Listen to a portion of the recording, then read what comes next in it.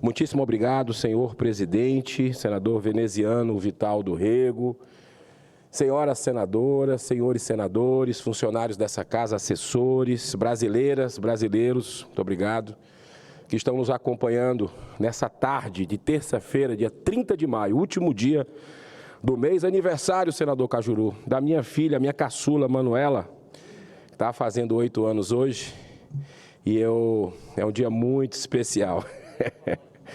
E quero cumprimentar as brasileiras e os brasileiros que nos assistem, graças ao trabalho sempre atencioso, competente, do pool de comunicação da Casa Revisora da República. Olha, eu vou iniciar esse meu pronunciamento com uma profecia bíblica. A justiça é posta de lado e o direito é afastado. A verdade anda tropeçando no tribunal e a honestidade não consegue chegar até lá. A verdade desapareceu e os que procuram ser honestos são perseguidos. Isaías 53:14. Esse texto bíblico tem 2.700 anos de idade, mas se aplica perfeitamente para a realidade atual do Brasil. Continua ainda a escalada de arbitrariedades do Poder Judiciário brasileiro, numa verdadeira subversão do direito, favorecendo apenas um lado político ideológico. A saudável pluralidade de ideias já não pode mais existir no Brasil, isso é um fato. Só é permitida apenas a mesma coloração, com matizes diferentes, mas a mesma coloração ideológica, visando a construção autoritária do pensamento único. No dia 25 de maio de 2023, 5 dias atrás, a juíza Ludmila Lins Grilo, do Tribunal de Justiça de Minas Gerais, foi aposentada compulsoriamente pelo presidente do Tribunal de Justiça, doutor José Arthur de Carvalho Pereira Filho, desembargador, que argumentou que sua decisão foi por, entre aspas, interesse público. Ela estava afastada do cargo desde fevereiro, acusada de não ter cumprido uma portaria do Conselho Nacional de Justiça. Mas, na verdade, senhoras e senhores, a juíza brasileira foi punida por causa da ousadia de ter feito as seguintes críticas a ministros do nosso STF através de suas redes sociais. Abro aspas. Esse inquérito das fake news é um inquérito do fim do mundo, comparado a medidas de exceção da extinta União Soviética. Fecho aspas. Abro aspas de novo. Os ministros Alexandre de Moraes e Barroso são perseguidores gerais da República. Fecha aspas. Isso deve ter incomodado muito esses dois magistrados que já foram objeto de muitos pedidos de impeachment, inclusive de minha autoria. O CNJ, em seu parecer, condenando a juíza, disse que essas críticas abalam a imagem de todo o poder judiciário. Esse parecer, pelo menos, teve a dignidade de reconhecer que a juíza só falou a verdade e que possivelmente seja o mesmo pensamento de centenas, ou quem sabe, milhares de magistrados em todo o país, mas que ainda permanecem em silêncio, muitas vezes até por causa do medo de retaliação. A juíza Ludmila Lins Grilo, como profissional e mulher, escolheu a magistratura para exercer sua atividade profissional, tomando como exemplo a sua mãe, que depois dos 40 anos de idade, voltou a estudar, sozinha, tendo tido êxito em 3 concursos públicos, dando exemplo de dedicação e competência. Assim ela seguiu esse caminho de estudo dedicado, optando pelo direito não apenas para a realização meramente profissional, mas para se tornar um agente positivo na construção de uma nação onde impere a verdadeira justiça, com J maiúsculo. Este tipo de arbitrariedade não era visto em nosso país desde o regime militar. Em 1969, num protesto contra a aposentadoria compulsória de colegas da Universidade de São Paulo, que ousaram dizer o que pensavam sobre a ditadura no Brasil, o historiador Sérgio Buarque de Holanda decidiu encerrar sua carreira docente, solidarizando-se com os que haviam sido vítimas daquele abuso. E agora, mais de 50 anos depois, voltamos a viver uma situação semelhante, em que profissionais são punidos por pensar diferente da narrativa dominante.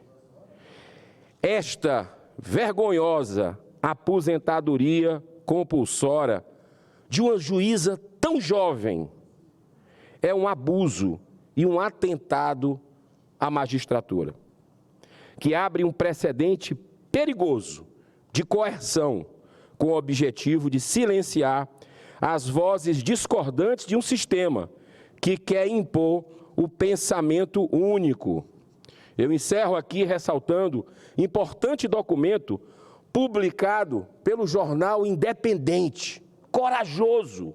E nesses tempos de hoje, nós temos que valorizar veículos de comunicação que têm esse tipo de postura. Gazeta do Povo. Reproduzo apenas alguns trechos desse corajoso documento assinado pela Associação Brasileira de Juristas Conservadores, que saiu em defesa da juíza Ludmila Lins Grilo. Abro aspas.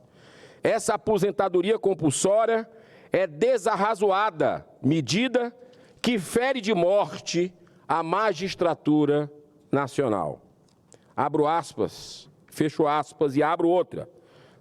O Estado de Direito não comporta perseguição política, ainda que travestida de missão institucional. Fecho aspas. Abro mais uma. A democracia, a liberdade e o Estado de Direito estão ultrajados. Fecho aspas. Abro outra, da Associação Brasileira de Juristas Conservadores.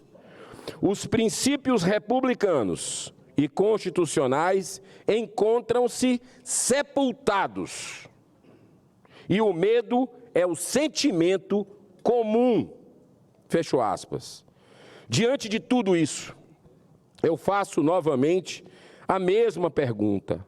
Até quando esse Senado vai continuar omisso? Até quando? Ora, nesse minuto que me falta, para respeitar aqui o tempo, já tendo um novo presidente sentado ali, eu queria dizer que nós estamos vivendo uma insegurança jurídica sem precedentes na história da nossa nação. O brasileiro está assustado. Ontem eu subi essa tribuna e disse que só tem uma maneira. E olha que eu cheguei na política há pouco tempo, há 4 anos e 4 meses, e eu não tenho a menor dúvida, você, brasileiro está nos assistindo, só tem uma maneira. No ponto que nós chegamos, se não no fundo do poço, próximo do fim do poço, nós voltarmos às ruas, de forma ordeira, pacífica, respeitosa, como sempre fizemos ao longo da história, sem jogar papel no chão, sem quebrar nada. Não tem jeito. Se tem uma coisa que político respeita, todo político, é um povo organizado que sabe se manifestar. Por isso que no dia 4 de junho, eu estarei nas ruas com a minha família. Irei dentro de uma convocação que não é de movimento nenhum. É uma convocação que eu, como cidadão, porque aqui no Senado nós estamos, não somos, estamos temporariamente. Mas como cidadãos que amamos esse país, a gente não pode ver triunfar tanta maldade, tanto desrespeito, tanta humilhação, como, por exemplo, a gente está vendo todo dia.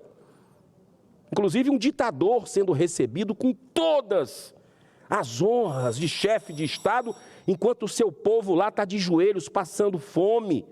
7 milhões saíram daquele país, às vezes com 10 quilos, 15 quilos a menos. Perseguição de jornalistas, perseguição de opositores. Tem lá agentes públicos que chegaram ao ponto de serem estuprados várias vezes, mulheres, feito abortos, porque chegou no limite do limite, porque ela denunciava. Esse é um país que tem zero de democracia. Tem, inclusive, um pedido de prisão do senhor Maduro de 15 milhões de oferta dos Estados Unidos da América por tráfico de drogas, e o Brasil recebe isso. O Brasil não é assim. O nosso Brasil absolutamente não coaduna com esse tipo de barbaridade. Nosso povo é honesto, é íntegro, é pacífico. Não aceita que os irmãos venezuelanos, com inflação de 300%,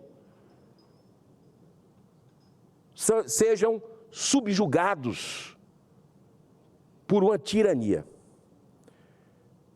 E tudo isso foi proibido de se falar durante a campanha. O TSE proibiu que o povo brasileiro recebesse essa relação antiga entre o presidente Lula e Nicolás Maduro, o ditador, assim como o ditador também da Nicarágua, Daniel Ortega, que persegue cristãos, que fecha emissoras, que faz todo tipo de barbaridade contra os seus opositores. Muito obrigado pela tolerância, senhor presidente, meu amigo, meu irmão, senador Jorge Cajuru.